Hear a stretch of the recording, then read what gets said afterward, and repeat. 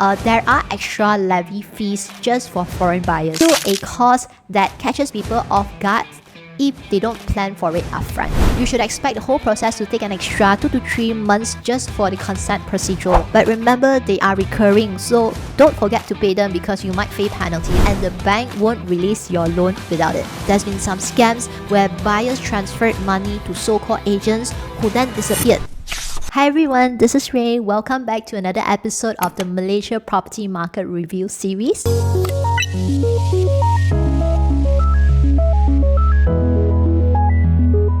Today, we're going to talk about the 10 hidden costs most agents won't tell you about when you're buying a property in Malaysia. Now, if you're someone who's looking for a property in Malaysia, so maybe you have heard stories from your friends being surprised by fees at the very last minute, but the truth is these costs aren't really hidden. The problem is not every agent takes the time to explain them clearly upfront. So let's fix that. By the end of this video, you will know exactly what to expect, no nasty surprises. The first and biggest cost is the stamp duty on transfer, also called the MOT, which is known as the Memorandum of Transfer. It's basically the government tax when property title is transferred into your name, whether it's from the master title, from the developer to strata title, or from the previous owner to your name. Now, if you're a foreign buyer, here's a rule of thumb. Your MOT will be 4% of your sales and purchase agreement price. Here's an example. Let's say if you're buying a condo in KL at 1 million ringgit, your MOT alone will be around 40,000. And here's something that's often missed. In states like Penang and Johor Bahru, there are extra levy fees just for foreign buyers. For example, Penang charges around 1.5% to 3% depending on the property value. Johor typically charge 3% of the property above 1 mil. So if you are buying to these states, don't just budget for the MOT. So you need to add on this levy fees on top. Number 2, stamp duty on loan agreement. So if you're taking a mortgage, don't forget your loan agreement also needs to be stamped. The rate is a flat 0.5% of your loan amount. Example, if you're loaning at 500,000 ringgit, the stamp duty works out to around 2,500 ringgit. Now, compare that to MOT. This isn't massive, but it's still a cost that catches people off guard if they don't plan for it upfront. Number 3, legal fees. In Malaysia, if you are buying a second-hand properties, or we call subsale, it's your responsibility as a buyer to appoint a lawyer. 2 sets of documents needs to be prepared. One is the sales and purchase agreement, also known as the SMP, and if you're financing, the loan agreement. Now, here's the good news. It's not random. Legal fees are regulated under the Solicitor's Remuneration Order 2023, which means every lawyer charges based on the same sliding scale of your property price and loan amount. For example, for a 1 million condo, your SMP fee is about 9,000 ringgit plus SST. So if you're taking a 500,000 loan, your loan legal fee is roughly 5,000 ringgit. For new project, it's usually simpler because developer will often assign you their panel lawyers, so you don't have to go out to find one yourself. And many developers also absorb part, if not all, of the legal fees as part of their package. Number 4, valuation fee. If you're buying into a subsale unit, the banks won't just take your word for the price.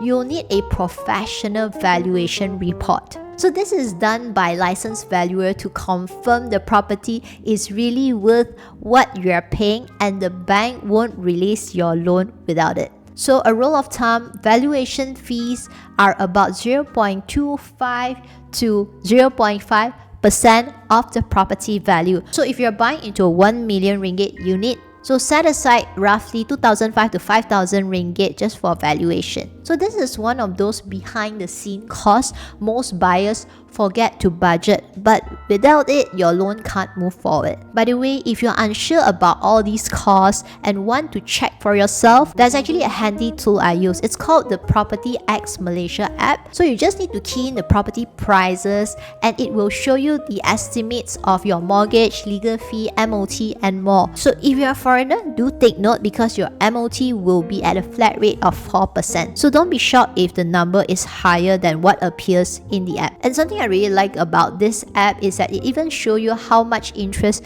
you can save if you pay extra every month. For example, just throwing an extra 500 ringgit a month into your mortgage can cut down your loan interest by over 100,000 in a long run. And here's a disclaimer, this video is not sponsored. I'm simply sharing this app that I personally use and hopefully it helps makes your budgeting easier. But feel free to hit the like and subscribe button for more property tips like this. Number 5, State's Authority Consent. Here's something many foreign buyers don't realize. You often need State's Authority Consent to buy properties in Malaysia. This usually applies if the property is leasehold or come with foreign ownership restrictions. So what does it mean to you? Extra paperwork, an approval fee, and most importantly, a longer timeline. Compared to freehold, you should expect the whole process to take an extra 2 to 3 months just for the consent procedural. Number 6, Agency Commission. Agency Commission in Malaysia is capped at 3% of the property price.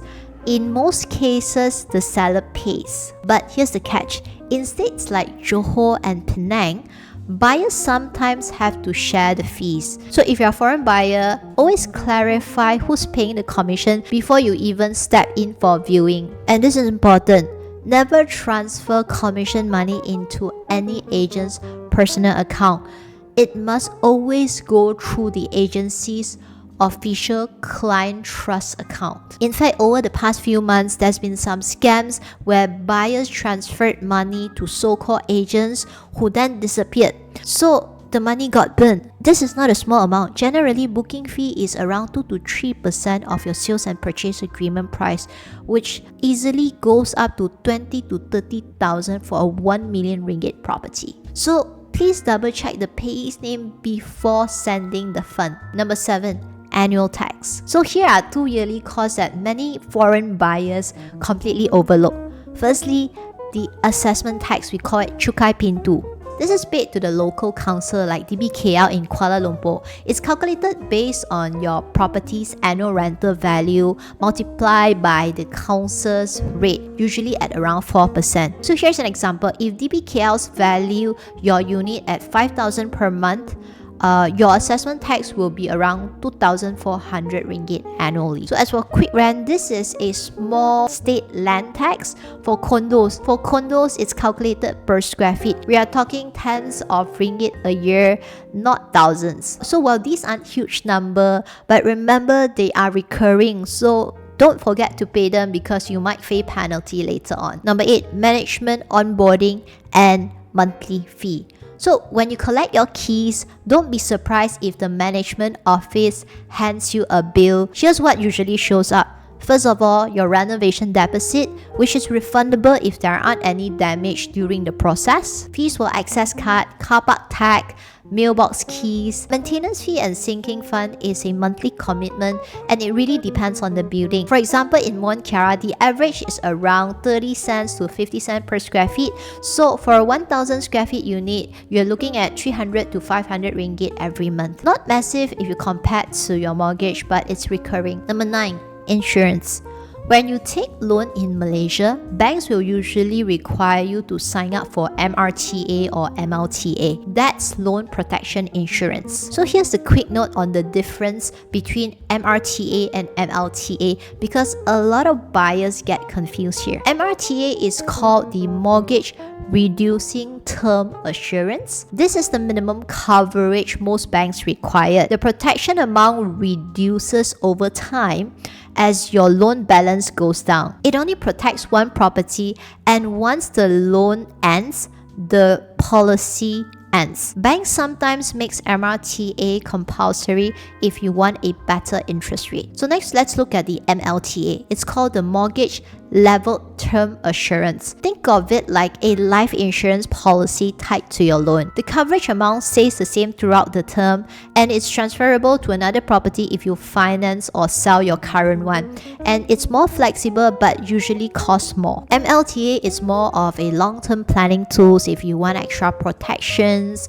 for your family or plan to keep investing in multiple properties. But if you are unsure of which is better for you, you can check with your agent or feel free to reach out to me via the link in the description below. And then there's the fire insurance policy. Now, if you're buying a condo, the building already has a master fire policy that covers the structure. But here's the catch, it doesn't cover what's inside your unit. Your furniture, renovations, and even water damages, that's on you. And if you're renting out your unit, you might want to add on landlord insurance to cover things like tenant damage or even loss of rental income. So here's a tip, don't just take whatever the banks pushes. Compare packages with independent insurance brokers, or you often get better coverage and for the same price, sometimes even less. And finally, number 10, currency and bank charges. So this is one cost that many foreigners completely overlook. So if you are transferring money from overseas, you will be hit with international transfer fee. So depends on bank, the spread can be usually 1 to 2% of the exchange rate. So if you are considering a property in Malaysia, don't let these costs scare you off. The market here is still one of the most affordable in Asia for the level of lifestyle you're getting. So if you like the full PDF guide of all the hidden costs I covered today, check out the link in the description below. Thank you again for tuning in. If you find this video helpful, feel free to hit the like and subscribe button. It shows me that contents like this matters and motivate me to create more contents like this for you. Until we meet again, ciao.